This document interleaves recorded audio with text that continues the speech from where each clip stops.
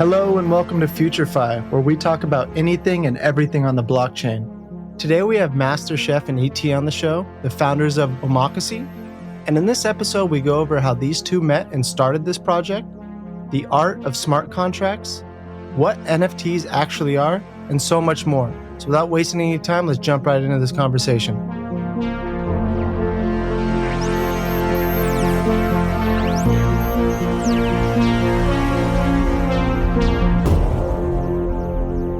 Chef, how we doing today? We're doing good, bro. Everything is great.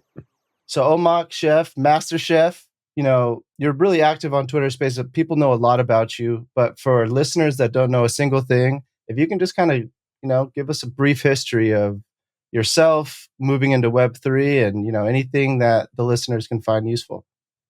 Yeah, I think one thing is, just as like a little trope, I think we should have ET define what Web3 really is. But I'm just like a typical late 80s baby, bro. Like I grew up on anime and hip hop and like had a lot of access to computers in my youth, playing Magic the Gathering, Halo 2. And it's just kind of like all of those subcultures kind of end up in Web3, right? Like it's like just where the subcultures trended towards as we got older. It's kind of a natural progression. So, always been interested in software and hardware, and discovered Bitcoin early, had fun with that, found ETH fairly early, 2016.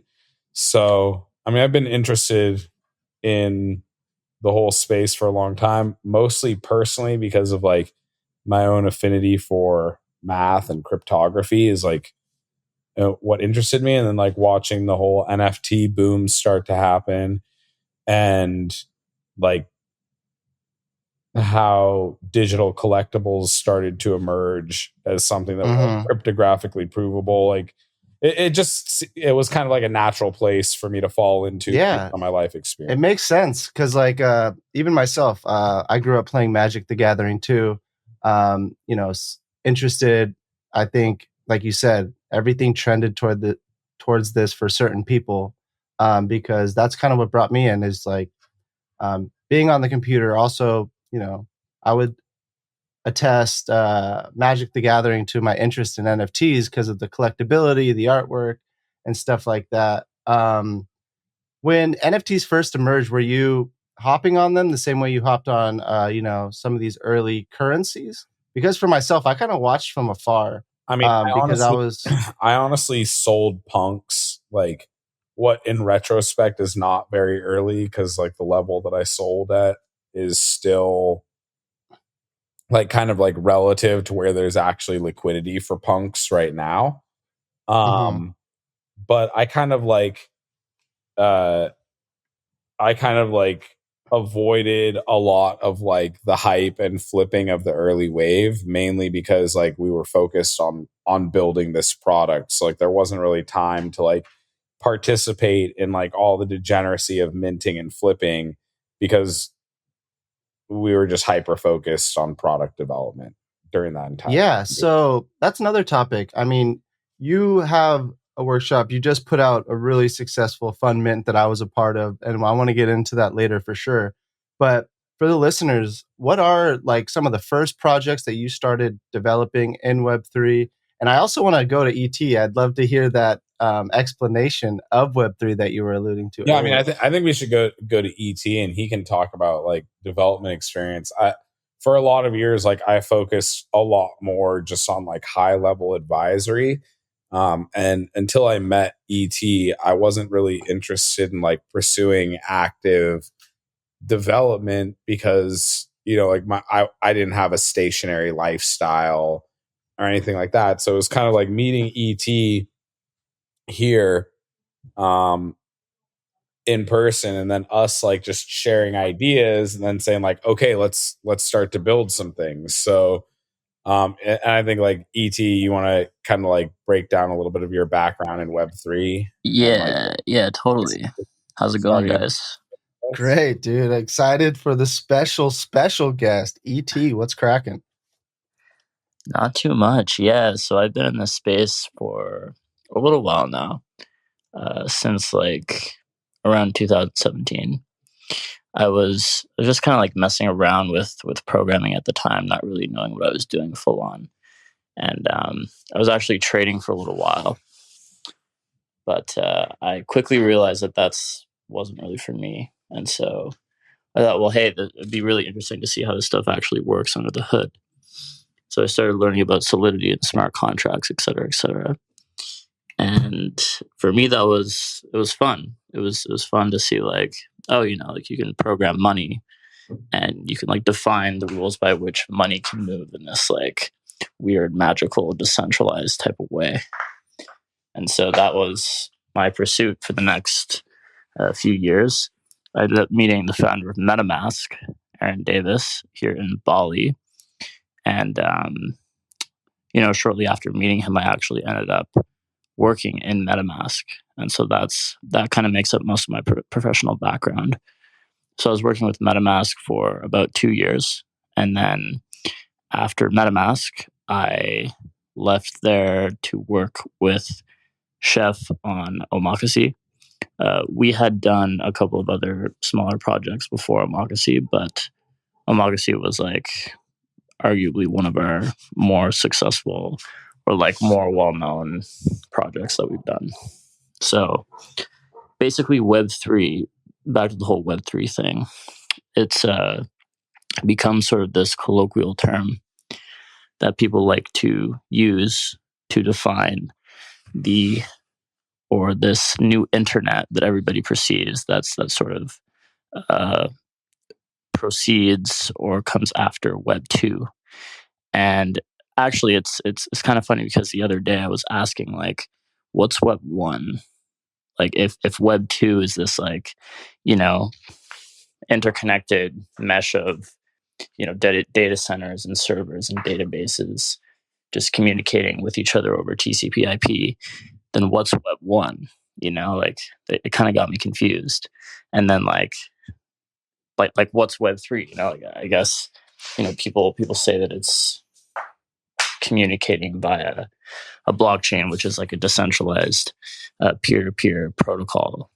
You can send messages, you can send money without any sort of centralized service. So I mean, I suppose it kind of makes sense why people started using this as a colloquial term.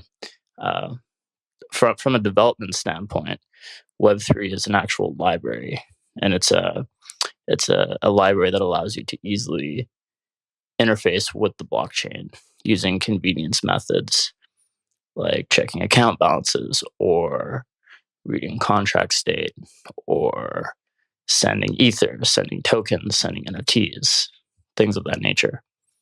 So yeah.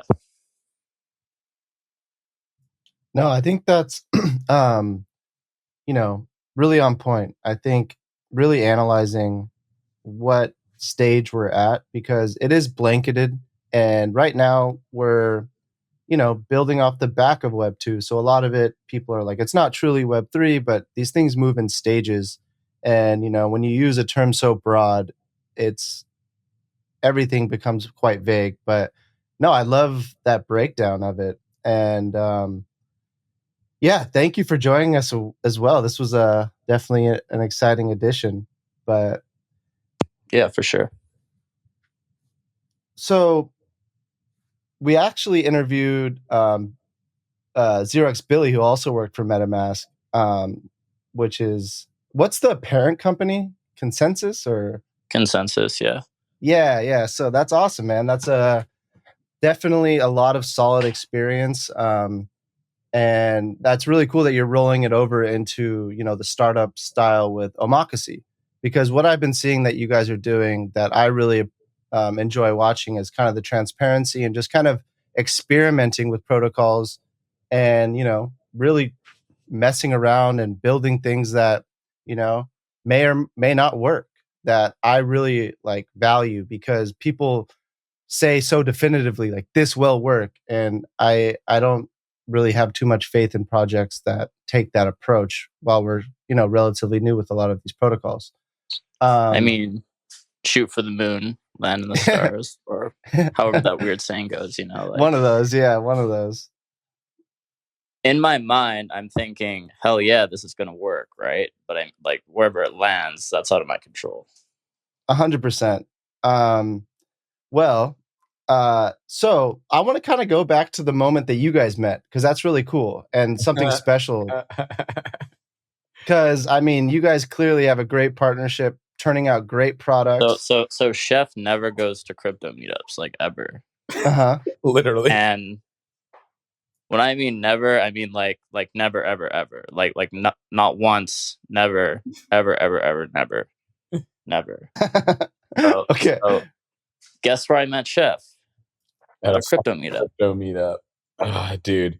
So one of my good friends who, I mean, I guess we can go there. So a guy who was my acting CTO at the time managed to get himself threatened with kidnapping. This is a whole long rabbit hole that we're not going to get into. However, wait a second. No, listen. This is how all the Cat's out of the bag now. All right, go ahead. So he finds himself under kidnapping threat. He calls me up. He's scared. I do some like eye in the sky stuff, make some phone calls, get him picked up by security. It's this whole crazy event. Like, these people are trying to kidnap him, and we're like trying to get him out of the. I'm like handling. Is this in Bali or the States? This is in the States. He's in California. Oh shit! And I'm like handling the entire situation over the phone, like with like two phones going, like talking to a security company, and like having people like pay, like go and dead drop cash to the security company to pay for like 4 armed guards. And he's like, and we're like booking multiple hotel rooms because the people trying to kidnap him are like tracking his phones, and he's like pulling his phones apart and like all this shit. And like, they finally get him on a plane. He gets out here to fucking Indonesia. We get him out of Dodge after he's gone to basically interview with the FBI about the situation, like file a report. They make the recommendation, like, just get out of Dodge because it's a credible threat. Like, they know who the people are. And like he gets out of the country, and he gets here, and he's like, oh yeah, like he meets this girl who was like an NFT artist, and like the first night he hooks up with her, and she's like, and he's like, he's like, oh, you gotta, she says there's this crypto meetup, an event tomorrow, and I'm like, bruh, you literally were like about to get kidnapped 24 hours ago, and the first thing you're gonna do when you're in Indonesia, and like I live out here and trade and everything, is you're gonna go like dox your ass at an event. And he's like, yeah.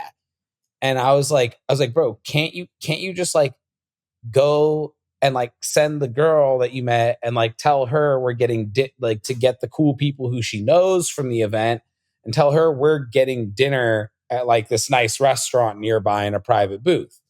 And he was like, I was like, I'll make a reservation for like 16 people or whatever. I'll get everyone dinner. I was like, just get all the cool people. And so he was like, oh, whatever. And then he calls me. He's like, bro, you really got to come down here and blah, blah. Dude, this is a scene out of a movie, bro. And it's at this, like, the spot is so, like, no cap, is so hot. It's at like a brewery, bro, on the main street. Like, and everyone is like out in the open air, like talking about crypto and when they got into crypto and like what projects. And there's like devs from Pancake Swap there. And I'm literally just like, I go in literally to just get him and make sure he doesn't sit there too long talking in public. Right. And so I like don like my, like, I'm like put on like a big wide brim black hat so that like none of the security cameras at the event will see my face. And I'm like, I like duck in there and I'm like, yo, bro, like we got to leave. I was like, we got a dinner reservation. We got to go. And he's like with this like girl who was a Pancake Swap dev and ET, and like one of the guys who I guess worked for ET at the time. And like they were all talking, and I was like, hey, nice to meet you guys. I was like, we got to go. And like that was when I met ET, and he was like, I'm ET, and he's like, he works. These guys work, and Aaron was there too, and he's like, this is Aaron. He's the founder of MetaMask. I was like, oh, that's cool. I was like, isn't it kind of bad OPSEC to be here, bro? And he like looked at me and he was like, I guess kinda. I was like, yeah, like let's get dinner like in private sometime. And then I left. Like that's how we met. That's like how it started. It's like I was there for like what, a total of like 10 minutes or something, ET. Like it was like 2 minutes. Like I literally saw you walk up the stairs. You're like all dressed in black and this like black hat. You could barely even see your face. You just like come up to G or whatever and be like, yo, like we gotta get out of here. I literally came to collect him, bro. I was like, this is like I was like, this is such a bad look, bro. Well, dude, these are the stories that like no one, I mean, really well said too, because I was following you on that journey and that felt like a movie. But so you guys met, you guys end up at the restaurant and you guys just start, what's the first project you guys start talking about? Actually, how it really went down was that I ended up getting G's phone number and I didn't. So this guy's out here getting ladies' phone numbers. He's just out there. She's just hustling. I didn't call him for like 2 or 3 weeks. And when I called him, both G and Chef were in a car together. And then we just started talking. And then I'm like, yeah, you know, I work for MetaMask. I do some hacky stuff. What do you guys do? And they're like, yeah, we're doing this fun thing and we're doing trading and we're this, that, and the other. At the time, we were actually trying to get, at the time, the first thing we started discussing was actually like a protocol to build a protocol for like institutional liquidity as a service. And like, that's what we were initially going to target working on. And just like, as we really got into it and like looked at how much protocol infrastructure was going to be required and like the count, like this was G's whole goal is he effectively wanted to like syndicate institutional stables and then generate yield for them by lending against shit coins with liquidation. Hopefully not algorithmically. No, nothing like that. It was just like, it was like a whole like insidiously complex situation. And it just was like one of those development rabbit holes that like we went down the rabbit hole of the spec of for a long time. And then like, he was like flying to Switzerland to like try and raise institutional stables from like a Saudi backed fund. And like, honestly, like ET and I just like would look at each other and just be like, man, this sounds so fucking boring and arduous. Hey, can we put a timestamp on this? Like, when was this? Oh God, this would have been a little before that, like May. Wait, almost exactly a year ago now. Well, no, I mean, because you first started coming over the a little before that, in like maybe late May or something like that. Okay, cool. So, I mean, we've been working on Omakasea like pretty consistently since almost like September. You know, dude, you guys have put out a lot. I mean, that's the other thing is like, we also done like along the way, we've done like contract development and like advisory for different people's projects and stuff like that. We've done a couple like full protocol developments for people where like they were running the project and like just people who like had a spec or like tokenomics and had raised a bunch of capital and then like realized that like just like, honestly, people who are just able to raise capital really easily and they all of a sudden were like, oh, we have $3 million and we're supposed to launch a token. And we're like, yeah, do you have any? No, that's actually quite similar to what we do at 0x Alpha Launchpad. You know, doing the dev spec and, you know, scoping out and getting all the dev work done because, you know, that's kind of what Damien and I do. We're kind of like, we operate a little bit like, we're kind of a like workshop agency fiction, like when people have like fucked everything up or like didn't do anything right, like at zero time, you know, and they have like zero time and they're like, oh, we're supposed to get this, we were supposed to do this in 4 weeks, and we're like, ha, ha, ha. And then we're like, okay, like, yeah, actually, technically, we're probably the only people who can pull it off, but like, we're Cool. Okay, I'll click a few buttons for Yeah. you. No problem. So like a year ago, you guys meet, and you guys, what's the first project, and then like how much has, because Omakasea is a much bigger team now.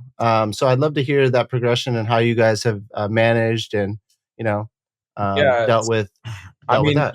I mean, honestly, like a lot of it is just like a labor of love. I think ET and I have pretty much like funded the whole project, and then like us doing contract work has allowed us to continue to like build the platform and grow the team. So like actually, like if we were to look at it, probably like most of our actual revenue from our team is generated by like consulting, advisory, and contract work. And that allows for us to have the ability to put out a platform like Omakasea that like offers what it does for the price that it offers it at. Right. Totally. So that's really like what the story behind that has been. And like originally it actually just started, and this kind of like shows how we build things, is that like it started as we were getting client side requests for NFT launches. The amount of time of like dealing with people who like really think an NFT launch is this extremely complex and like giant because of their lack of knowledge of blockchain. That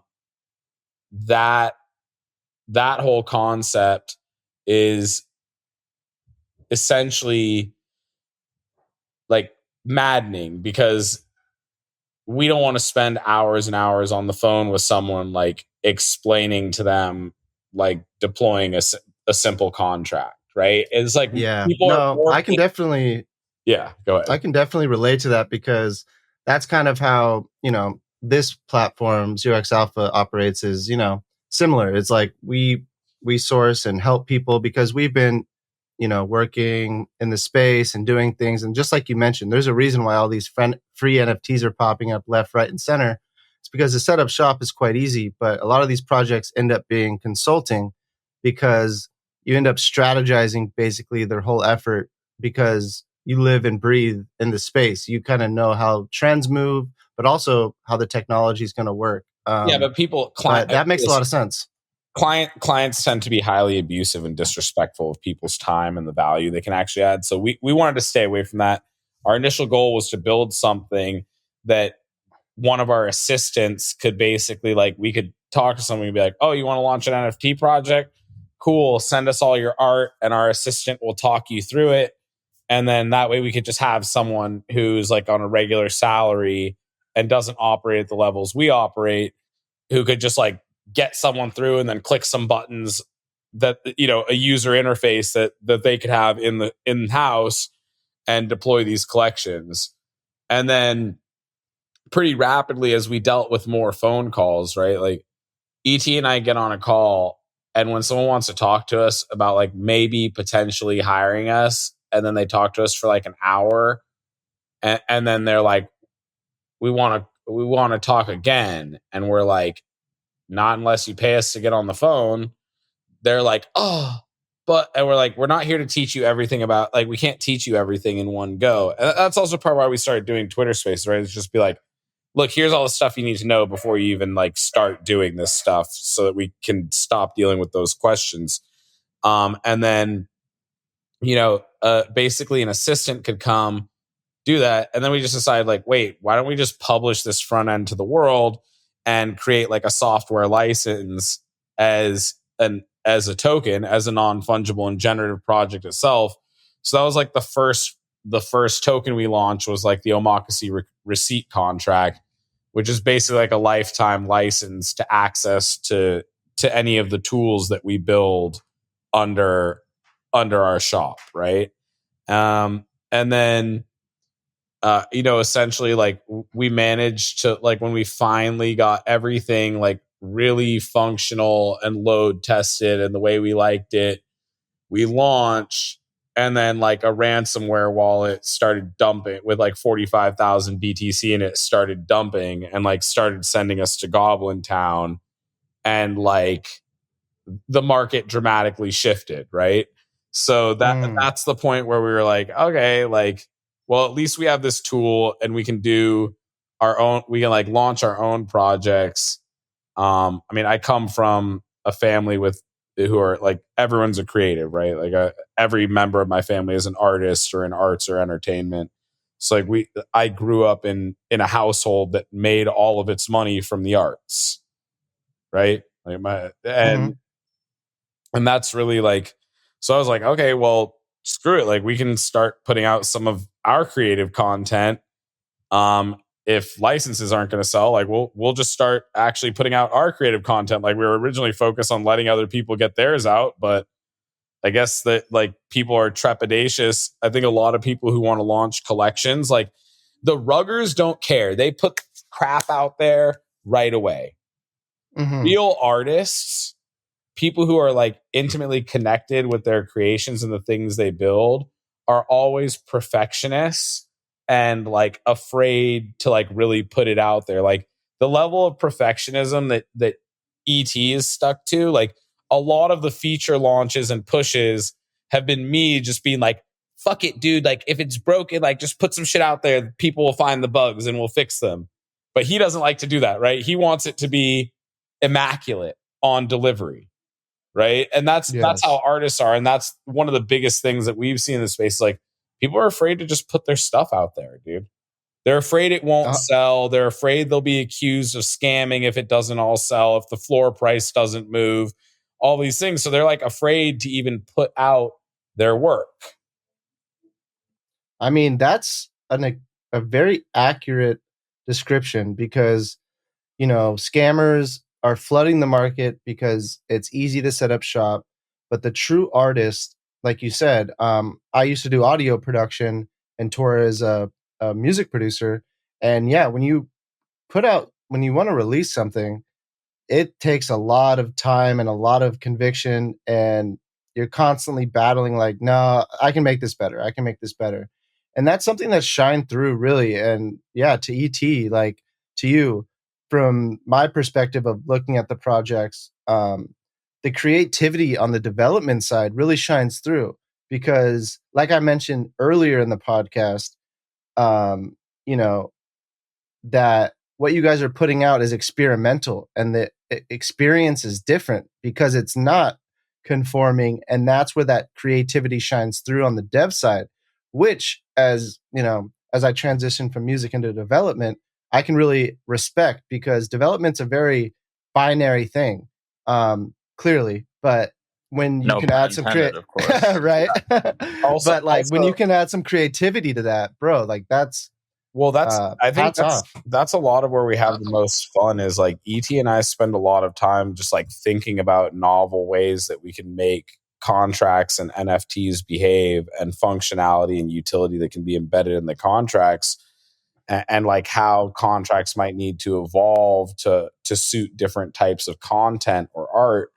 And because we have the platform, we realize that like it's given us a lot of license in the space to experiment because none of these things are our core product, right? It's us demonstrating our ability to create different opportunities and solutions with contracts that are just in the repertoire of what our core product offers. So we have a lot of license in the space that other people don't have to kind of like do like kind of like open market R&D and like launch multiple things under our own brand and be like, this is an experiment. Like this is an experiment. Like there are no guarantees with this. Like we're literally messing with what's possible. And if you want to be involved, it's just an art piece. Like the contract itself is an art piece. Yeah, and that's what I was getting at. And it makes so much sense because, and there's clearly a market for it because, you know, the community that you guys have fostered has been, excuse me, the community you guys have fostered has supported that and enjoy that because not only are you guys like educating along the way, you are experimenting, and that makes a lot of sense because going back to your core offering, you guys go back with so much more R&D and being like, hey, this worked, this didn't. Um, and it clearly shows, right? Like the development world is at a certain point, and you guys have gotten so comfortable with development on the blockchain. And I think once you do a few projects, it kind of clicks. But for a lot of people, they still, the technology or the stack seems so far fetched that they just don't Yeah, really I mean, try. there's layers to it, like for us, all of the higher level stuff, all of the basic sort of solidity constructs like ERC-20, ERC-721, working with tokens, working with NFTs, working with like just like all of the basic 101 stuff is like we can deploy that like by a click of a button because we have templates for it at this point. Basically, what's more new and exciting for us, and actually intellectually stimulating and challenging, is like getting into the deeper nitty gritty depths of the blockchain infrastructure and how it works at quite a low level. So then we can actually go into the realms of like hyper optimization, for example, to help people save gas fees, or like branches of MEV, which is like maximal extractable value. Like different ways that you can find arbitrage on chain and like create bots and just like create novel concepts using the entire breadth of the language and like pushing it to its bounds essentially. Yeah, I love it. Speaking of, the depths of on chain, um, kind of to segue too, what are your thoughts on layer twos and, whether it's Starknet, Optimism, or any of these protocols? Just want to hear your guys' thoughts of, um, you know, how this helps the scalability and when we'll see more projects deploying on layer twos. Well, you know what they say, if it ain't broke, don't fix it. And I don't know, I guess Ethereum must be broken because we sure spend a lot of time fixing it. Well, it's clearly the scalability. It's what gives even Polygon, these centralized platforms, any type of market share, is because of the transaction time and gas involved. So the layer two approach is these batch rollups, and I just want to I'm hear. excited. I'm excited for ZK rollups, and like Yeah, I like optimism. I think there's some merit to it in the short term, but I think they're all just like part of a processional phase in the overall growth of the technology in space, and that like probably most of them are gonna roll right up to zero at the end of the day, and people eventually won't use them. Just because it's natural, right? It's like a natural part of procession. Like we need them now, and they're going to help for a wave of adoption, and then like we're going to get something better. So that's kind of like my deep time perspective. Like I like ZK proofs. I think it's I think it's going to allow a lot of interesting things to occur. So like yeah, it's an interesting space, but overall not terribly exciting to me if we can't effectively deal with like the actual realities, like the sociological realities of adoption. And I think that's where we face a lot of the issue. It's like from like a purist and like scientific or computer science standpoint, right? Like no one's wallet ever gets hacked, right? No one can ever steal anything from your wallet because it doesn't work that way. However, the ethos or like the expectations, the sociological implications are such that people don't understand that you can't get like the very technology means that no one can steal anything from you. Also, Yes. if you had theoretically, say, a layer 2 or some sort of novel blockchain that could process millions of transactions per second for free, Does that mean that all of a sudden we have mass adoption? The answer is absolutely not. Yeah, In no those way, are shape, or form. I think not does that equal mass adoption. I think it's a small piece to, but that's a great point actually, It's because people that aren't aware of the technology don't care about the gas fees. All it is really doing um, is alleviating some inner circle solution right now. So people that are using it use it more, I guess. So that is an interesting point. I never thought of the two yeah, in this and way. people don't actually end up paying less in gas, right? Because they just end up doing more transactions more frequently. And that's the other thing, is that also all of these layer twos and roll ups and all these things are so far from the actual border of fiat world and decentralized world, right? Like that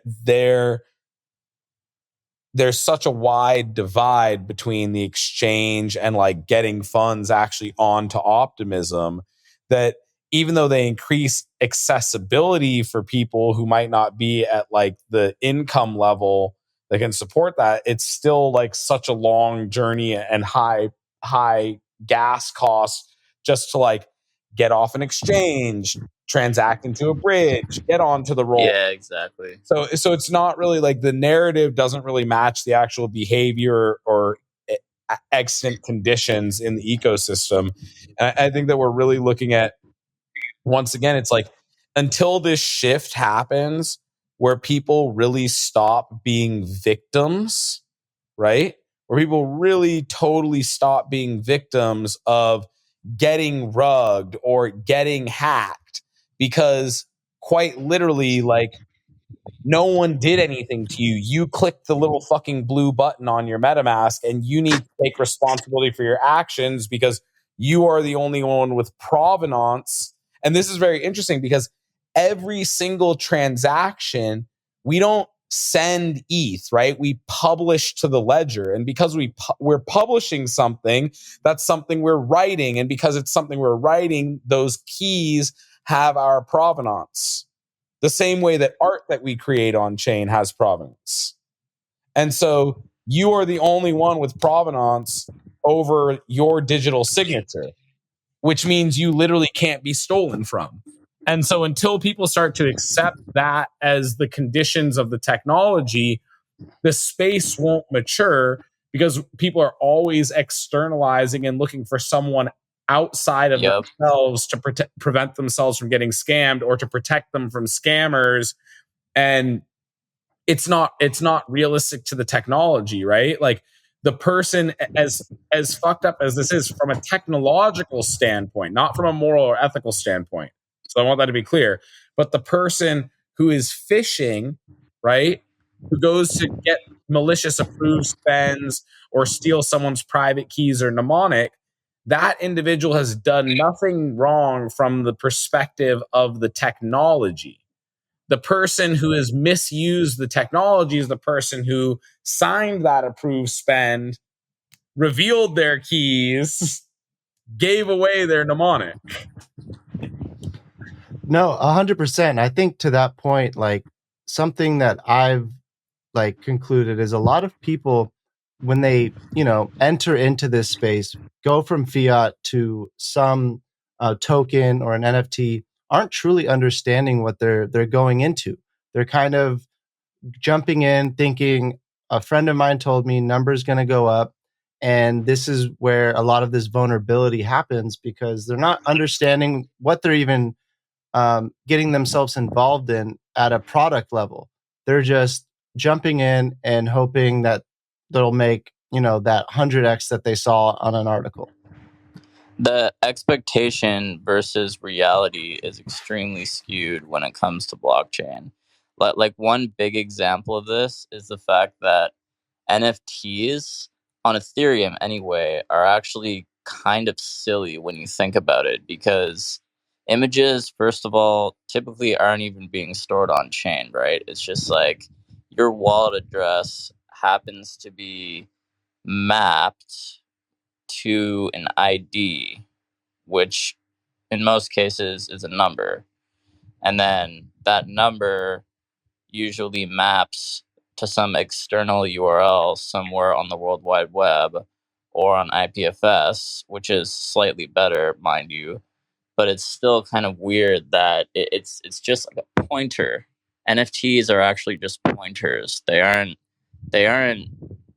like really truly images. It's kind of weird because like people look at them and they think, oh, Yeah, the image is the it's asset, but actually the image isn't the asset Well, at all. it's literally just a token to track provenance. It's literally just a non-fungible token Yeah. that can yeah, say it's I like got something from this person or group of people, and now you can see how long I've had it or if I've sold it to anyone else. That's literally all it is.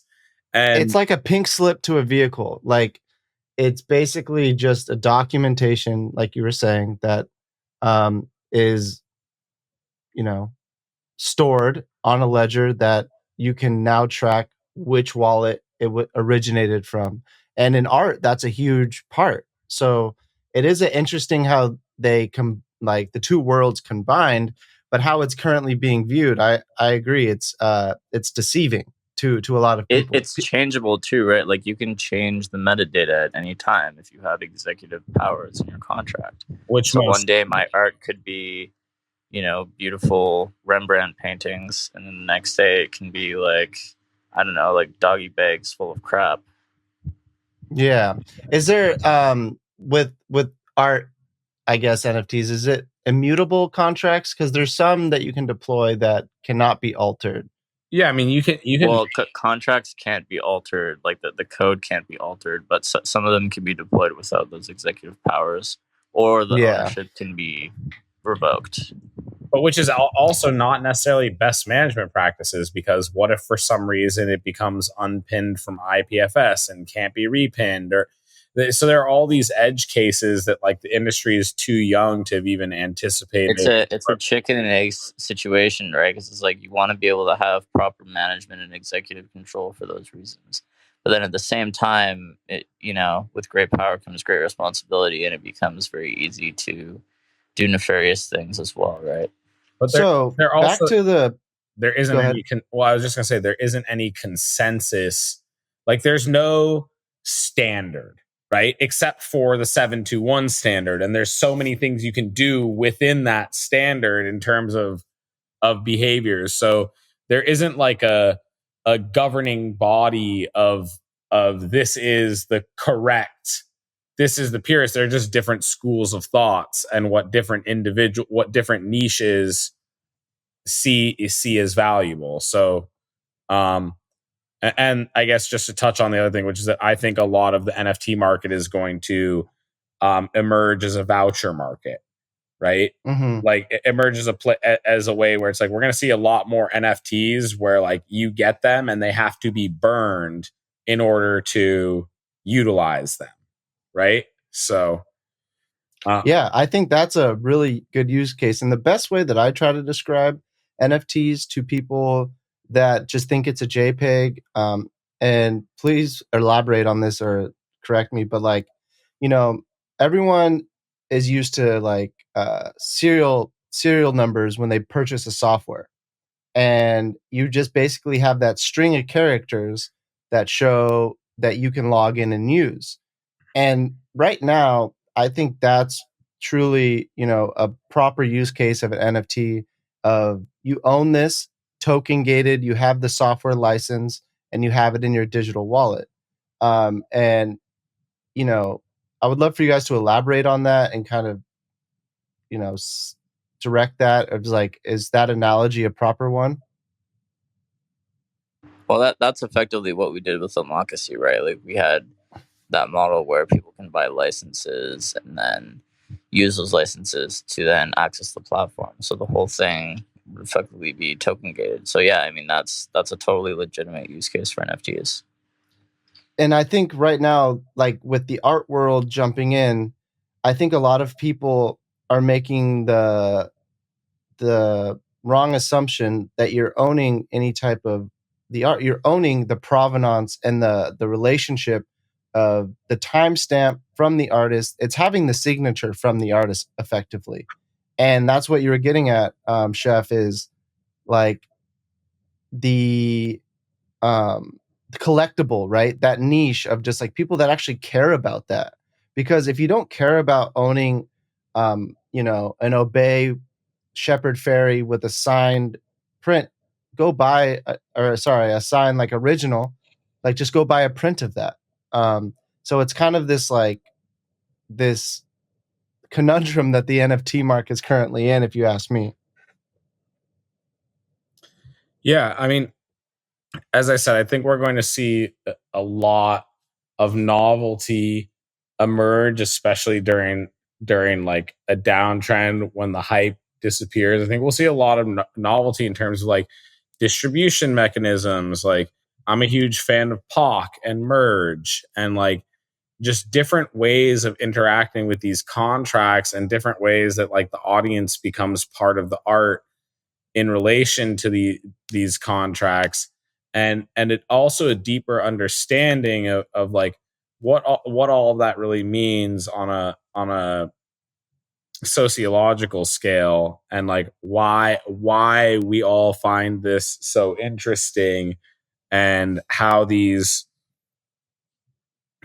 things really are kind of like culture markers, right? Like they're social signals or status symbols. You know, like at this point, NFTs are undeniably verdant goods, right? Like I'm buying pictures for hundreds or thousands of dollars with my space money. Like this is like very niche kind of like it's very niche, and people are at a certain like intellectual or financial level, and you kind of see that to be the dichotomy. You've got people who are young college students who are very well educated, they might not have a lot of money, and you've got people who are dumb as rocks but they've got a big bag and they have the extra capital to play in this space, right?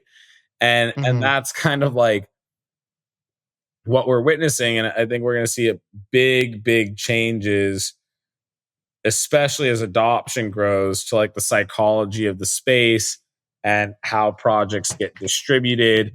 I think we're going to see a lot more people selling people NFTs with fiat and then covering the gas fees and the minting and sending directly to their wallet, because people want to collect NFTs but don't want to necessarily deal with having ETH or anything like that. So like they want to know their NFTs are secure in their wallet, but they don't even necessarily want to interact with an exchange. They just want to be able to like shop with fiat and have those NFTs land in their wallet, which is like a lot, I think, where a lot of OpenSea behavior comes from, except that OpenSea has like the way that MoonPay works with OpenSea is all kind of like clumsy, right? And then like you still have to pay the fees and all that stuff. So I think we're going to see a lot of changes in terms of like how the user experience occurs, because I mean there just really hasn't been any, there have been basically zero fucks given about user experience. Yeah, that's so crazy to me. But Like That's such an important point, that the whole UX thing, because we can very safely say that almost the majority of all our engagement that we've received from our followers and from our community has been seeded from UX improvements. So like every time that we've shipped a noticeable UX improvement, that's driven by far the most engagement that we can record. No, that makes complete sense, because it's been a topic that I've brought up multiple times is, the user experience. Like if I wanted to get my neighbor into NFTs, I would literally have to go over to his house, sit down for about an hour and, get everything connected. And that is by no means like, hey, the same trajectory of like, hey, there's this cool website on the internet I want you to check out. And that's what ramped up the World Wide Web. So it's like the onboarding is a huge issue. And clearly the experience is poor right now. And people are focusing on like all these in-depth things, because right now it's this inner circle of just like you said, this niche of people that really understand it. But I'm curious, and I think, Chef, like, I love your like psychological approach or thought process on things of like jumping into the alpha of like, what is the triggers to look out for mass adoption, and what do you think those triggers will be?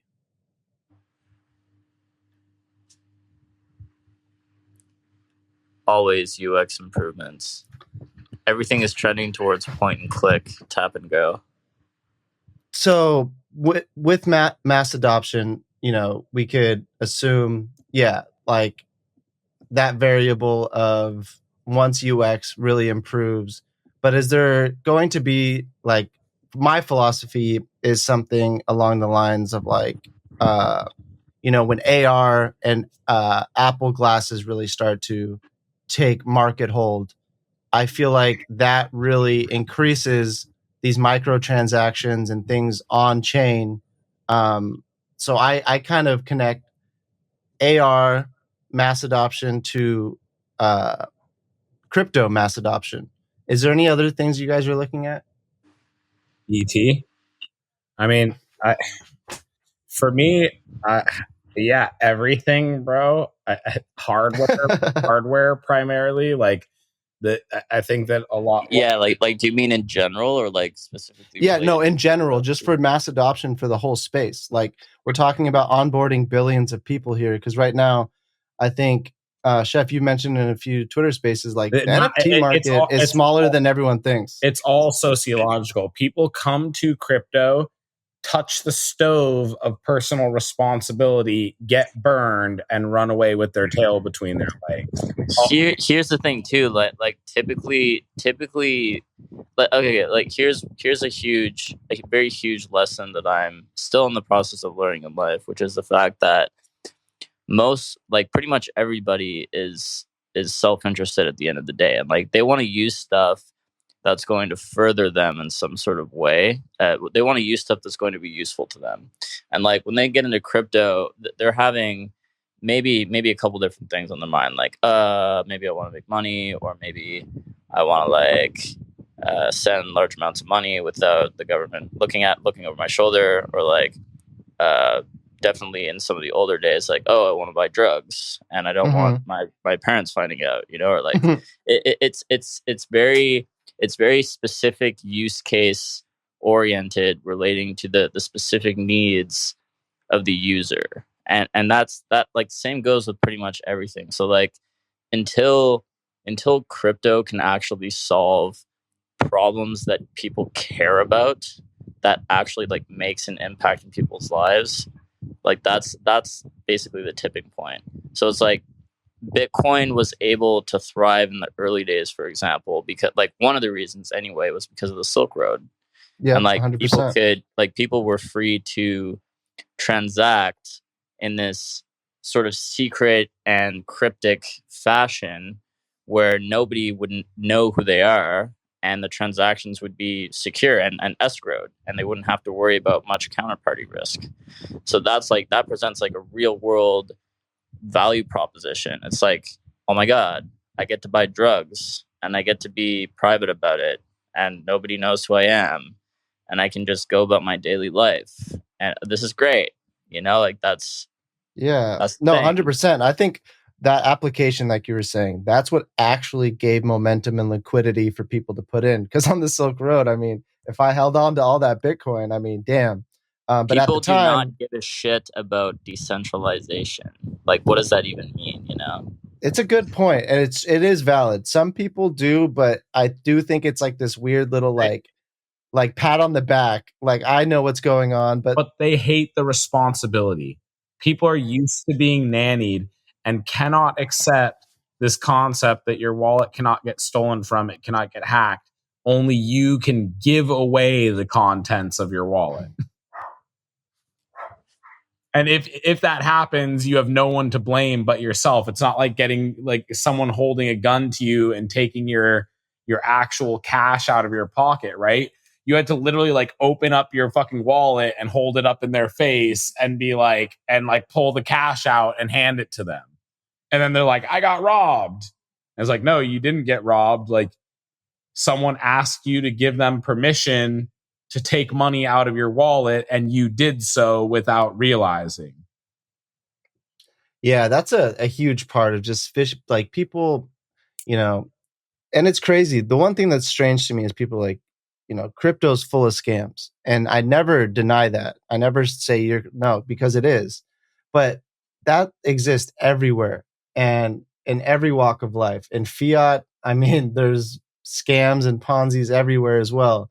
But, right now there's a lot of attention in the crypto market. So it gets pointed out a lot. But I agree. I think back to the point of when people get into this space, they need to understand what they're participating in and what level of education that they need to do and research that they need to involve themselves in. Because, if you are purchasing something like this, you need to understand, you are approving those transactions and you need to read what you're approving.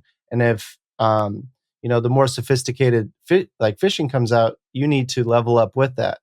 But back to the use case part of crypto, one thing that I don't see a lot of people talking about is, there's this whole discussion with Jack Dorsey and Square and a lot of point of sales in real life where there's huge incentives because anyone that owns and operates a small business understands credit card fees. Like it doesn't really get pushed on to the user that much these days anymore because the companies, just like you guys were saying, like with the NFT example, like gas, you have to pay. But when you buy something, there's credit card fees. And those people, the small businesses, pay for that and they bake that into their cost. But with something like crypto, those microtransactions can start to happen. What are you guys' thoughts on companies adopting that? Well, basically, the only issue with that is that there always has to be an on ramp and an off ramp, and like if you have okay, so fiat is the main starting point, and let's just say Bitcoin is the entry point to the crypto world, right? Like there's still an on ramp and an off ramp that needs to go on. There's still a transfer that needs to occur. Like there still needs to be some sort of liquidity depth within the USD BTC pair in order for that to work. I mean, like you could theoretically make like a stable coin to do that for you, right? But then you get into some murky waters because what's a stable coin? Well, it's a coin that's pegged to the dollar or pegged to a currency. Well, how does it maintain its peg? And then you start getting down this weird rabbit hole of how that could actually be sustainable without it being Ponzi-nomics. So it's like this delicate. It's kind of this delicate thing, right? Where it's like, yes, it can be done. Although, and if it's not a stable coin, there's obviously like price fluctuation risk for the merchant, right? Like they couldn't just keep all their money in Bitcoin. It wouldn't make sense for like accounting standpoints. Valid. It's just a mess, right?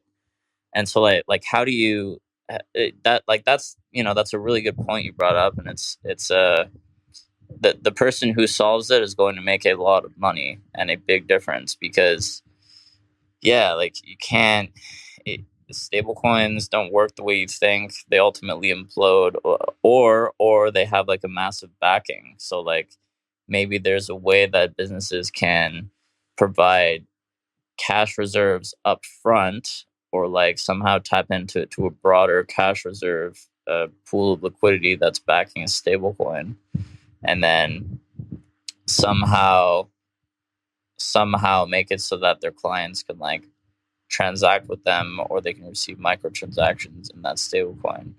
I don't know, like I'm just throwing out that's what these ideas, podcasts are all about, man. Just exploring these concepts and deeper level. But yeah, no, I completely agree. One thing that is You want to completely explore true. how if ETH breaks out right now, it's gonna Yes. you may have a let's fucking go moment. Yes, let's hear it. We need a let's fucking go moment, bro. Because honestly, I mean, like we'll see. I'm gonna be watching I guess we're looking at what time is it there for you? 12 It's 9 a.m. 9 a.m. Oh yeah, bro. if the burgers don't dump on the rest of the world, if you burgers keep buying, bro, we're gonna do a little move over the next couple days. If you burgers dump on us, we're gonna be sad. Yeah, we saw a little bit of movement first time, getting over that 1200 mark, and this bearish sentiment. But another topic that I find that you guys will be fun to talk about with is the merge. Thoughts before I go into, and those that don't What know, merge? for the listeners, the merge. What merge? I don't know, that thing that people talk about all the time. Bro, I'm gonna be old, bro. Hey there. Is that Ethereum merge about to happen still? Should I stake my ETH? Yeah, so for the listeners, the merge is ETH 2.0. Everyone, most of you probably know. But the reason I'm highly interested in this is, one, I have a lot of ETH mining rigs, so it affects me in a direct way, but also it direct affects me in the mass adoption and kind of where ETH is headed. And I'm curious of your thoughts on the protocol of like the staking, the consensus, and kind of how that self-governing will happen, because proof of work seems to be quite legitimate. I'm gonna let ET take this one because I don't talk about. I don't like proof of stake. Let's hear it, and why. Yeah. So like proof of work in its current form does have some sort of complications. I mean, like obviously there's some environmental concerns, but that's one type of proof of work, right? Like the electrical consumption to basically generate hash collisions. That's like proof of work as we know with Bitcoin and Ethereum in its current state, right?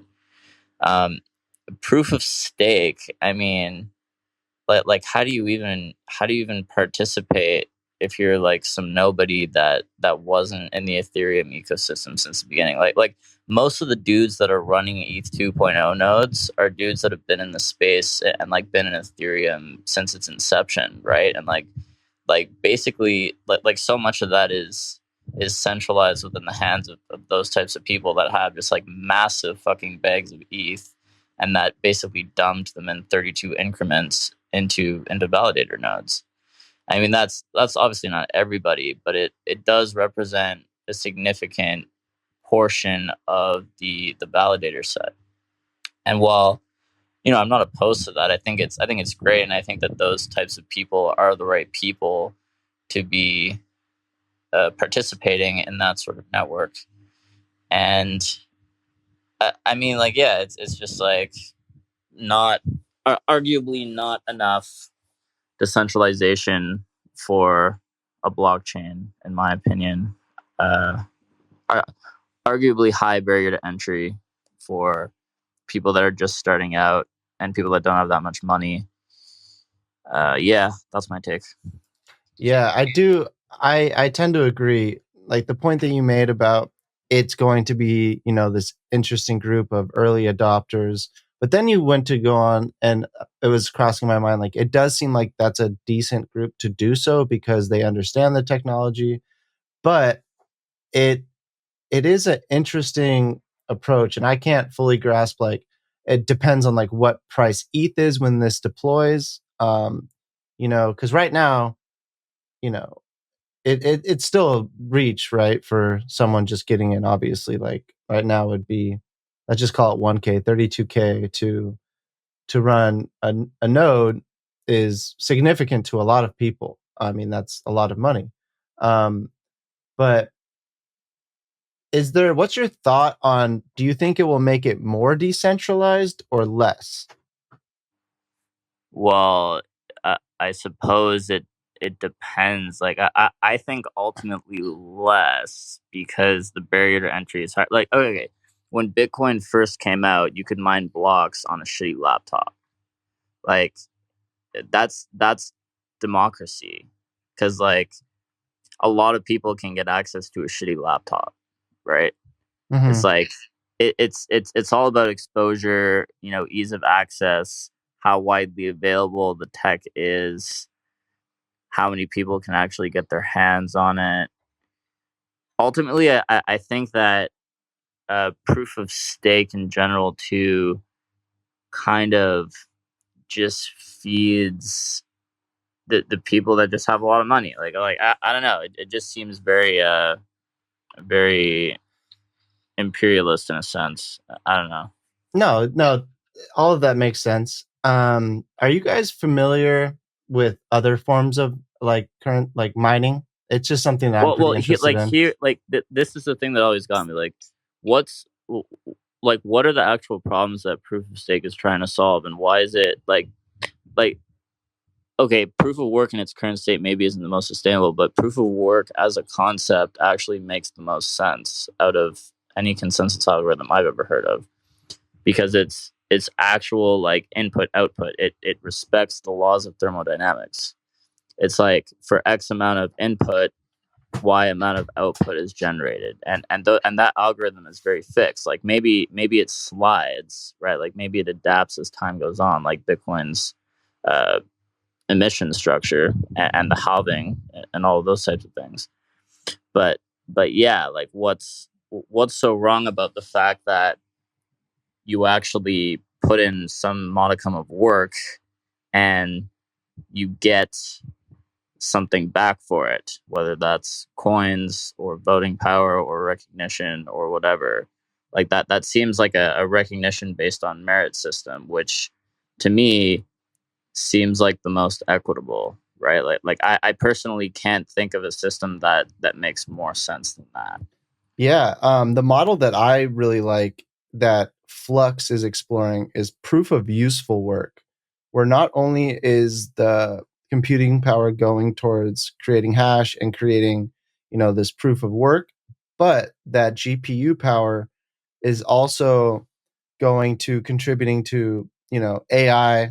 What I mean by that is like when you render a lot of this information, it takes CPU and computing power. So while that computing's happening, it's not only proving consensus on the blockchain, but it's providing another output that is useful that people pay for. For example, like rendering video. There's render farms out there that it's takes insane amount of time. So that's something that I'm super keen on. I think proof of useful work is extremely. But basically the thing about what you're describing is that it's no different than how an actual economy functions. It's no different than like, oh, I provide value for you, I do some work for you, you give me money. It's like a direct value exchange, like just this time it happens to be in a decentralized fashion, and you can transact with anyone in the world with any amount that you want, and you don't have to have like someone looking over your shoulder. You don't have to typically worry about failed transactions. It just it just opens up the whole potential flow of money, basically. Like that's the main value proposition that I see. Like proof of work is no different than fucking going to work. Yeah. It's I'm about to make proof of sandwich. Like if you want to make me a sandwich, I'll issue you a token. That'll be Dude, proof of sandwich. That is a token I'm down to get involved in. You don't tempt us, dude. Like we will launch proof of sandwich token. Just to make this is what I love about the Omakasea team. It's like you can only get one these types. It's a sandwich. Dude. All the wives out there, listen up. Proof of sandwich. Oh my god. Yeah. Savage, this man.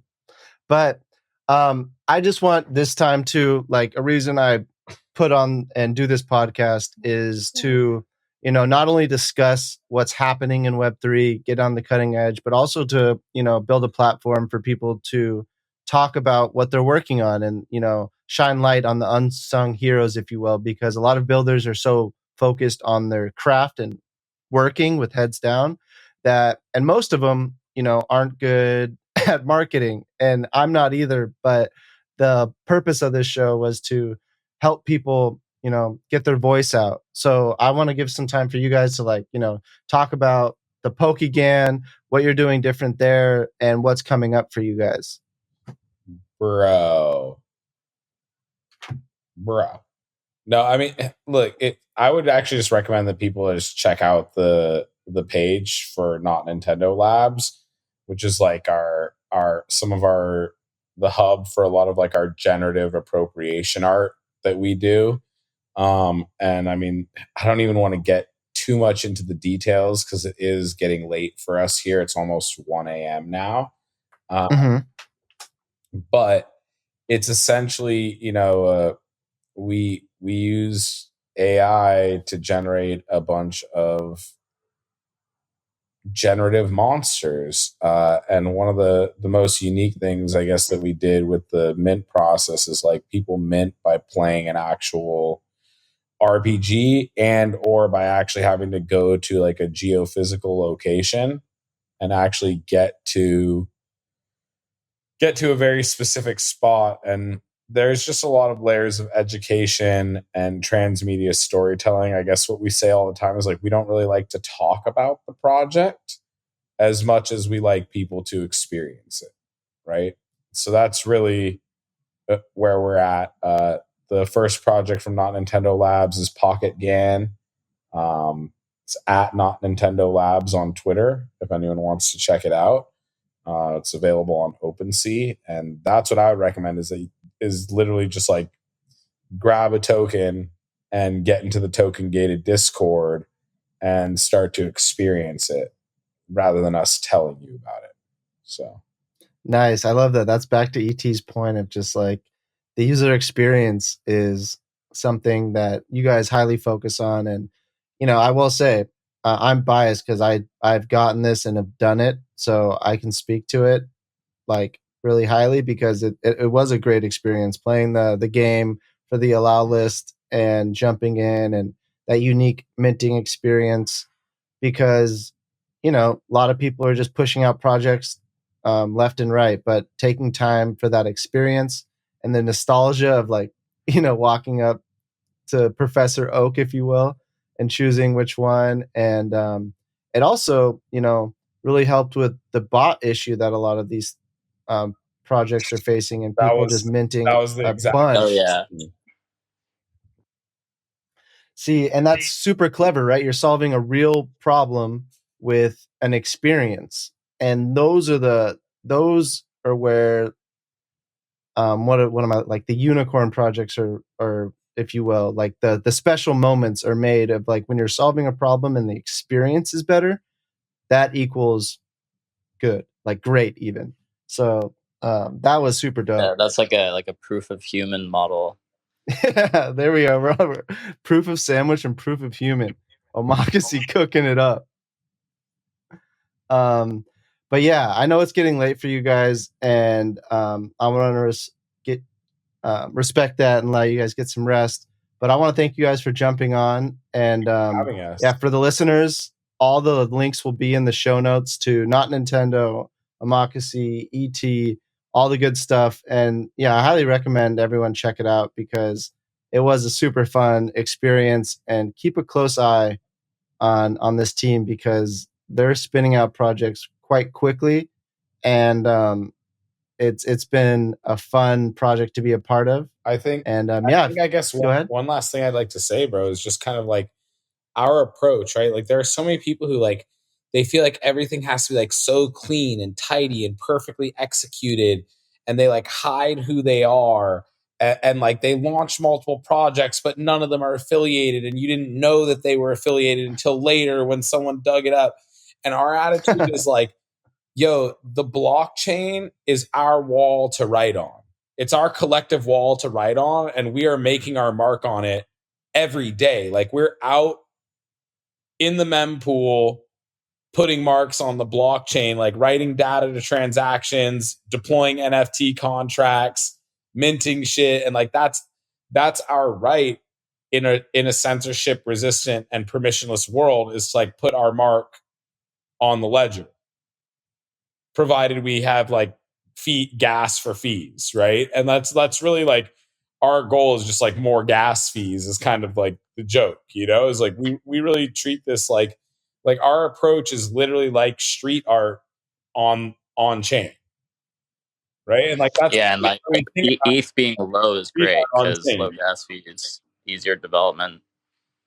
No, I can attest to that. I think it's a perfect ecosystem when you zoom out. Like a bear market, like I've been deploying way more test contracts than I would have, out of Rinkeby than I would have when ETH was at 4,500 because like it's way more cost effective. So it actually encourages and promotes building in a weird way, if that makes sense. I think that can make sense to you guys because you understand the expense of deploying a contract. Well, it was getting ridiculous at one point, like $1,500 just to deploy an NFT contract. Yeah, and it was so it the ebb and flow of this whole ecosystem like kind of works out when you zoom out. But yeah, I really want to thank you guys for jumping on. And ET, I had no idea you were joining us as well. So, dude, thank you so much for taking the time Yeah, as for well. sure. This was super fun, It was and we fun. definitely got to do it again. I mean, I'd love for you guys. Chef does a great job on Twitter Spaces, speaking in long form on the projects. But whenever you guys have another project coming up, hit me up and let's talk about it. Awesome. Yeah, thank you so much, Bunsy. We're really grateful to be Thank here. you. And we're going Cool. to retire for the night, but I'm sure we'll see the Twitter space in the near future. Thanks for your time, Cool. bro. Thanks, guys. Welcome to FutureFi, where our mission is to educate and elevate Web 3.0. Prepare for exploration in 3, 2, 1.